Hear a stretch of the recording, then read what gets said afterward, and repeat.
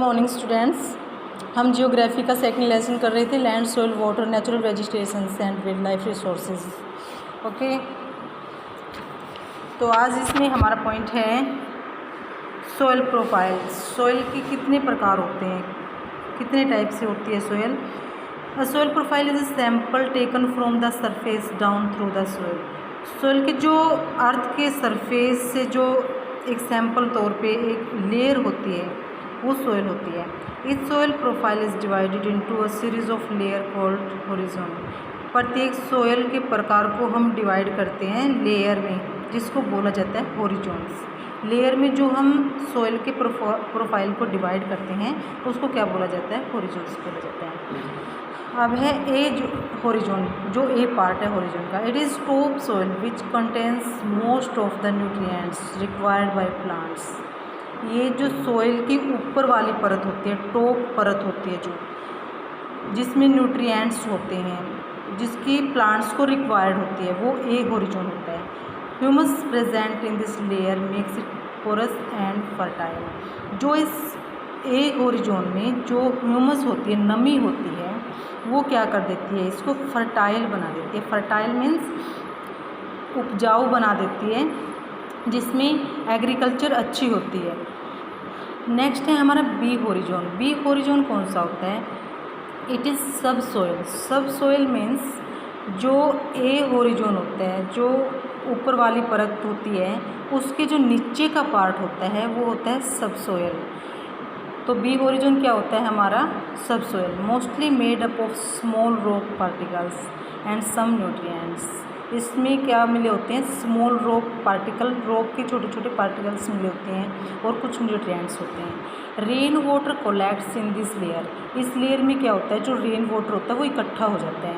Many minerals have been washed out by rain water. जब rain होती है तो रेन वाटर से क्या होता है, इस मिट्टी में जो भी मिनरल्स होते हैं वो वॉश हो जाते हैं, यानी साफ़ हो जाते हैं रेन वाटर के कारण। This process is called leaching. जो ये प्रोसेस होती है, जो मिनरल्स वॉश होते हैं रेन वाटर के कारण, इस प्रोसेस को हम क्या बोलेंगे, लीचिंग बोलेंगे। नेक्स्ट है हमारा C horizon. It is the layer of parent rock. Means जो सब सोइल होती है बी होरिजोन वाली, उसके नीचे का पार्ट होता है C horizon. It lies below the subsoil. यह सब सोइल के नीचे होती है। And consist of small pieces of rocks. इसमें भी क्या होते हैं, स्मॉल पीसीज ऑफ रॉक्स होते हैं, रॉक्स के छोटे छोटे टुकड़े होते हैं। It has much less humus. इसमें बहुत कम ह्यूमस होती है। ह्यूमस नमी होती है जो हल्की हल्की सी गिली गिली सी होती है, ठीक है, इसमें बहुत कम होती है ह्यूमस। नेक्स्ट है हमारा D horizon. It is a layer of solid unweathered rock. ये क्या होती है, एक सॉलिड अनवेदर्ड रॉक की लेयर होती है। It is called bedrock. इसको क्या बोला जाता है, बेड रॉक बोला जाता है डी होरिजोन को। Which lies below the parent rock. ये किसके नीचे होती है, ये पेरेंट रॉक के नीचे होती है। देखो सबसे ऊपर टॉप पे क्या होती है, ए होरिजोन होती है, सोइल का सबसे ऊपर वाला पार्ट। तो ए होरिजोन जो टॉप होता है, उसके नीचे वाला पार्ट क्या होता है, बी होरिजोन, सब सोइल होता है। और सब सोइल के नीचे वाला सी होरिजोन, जिसमें पेरेंट रॉक होते हैं। और उसके नीचे वाला क्या होता है, डी होरिजोन होता है, इसमें भी पेरेंट रॉक होते हैं, बट इसको क्या बोला जाता है, बेड रॉक बोला जाता है। Now soil degradation. अब जो सोइल होती है, मिट्टी होती है, उसका ह्रास कैसे होता है, कैसे वो नष्ट हो जाती है। दो soil is the most important renewable source of the biosphere, yet there are two problems which degraded. जो सोइल होती है वो हमारा इम्पोर्टेंट रिन्यूएबल क्या होता है, पार्ट होता है हमारे रिसोर्सेज का, बट इसमें दो प्रॉब्लम होती है इसके डिग्रेडेशन की। फर्स्ट है the problem of soil erosion.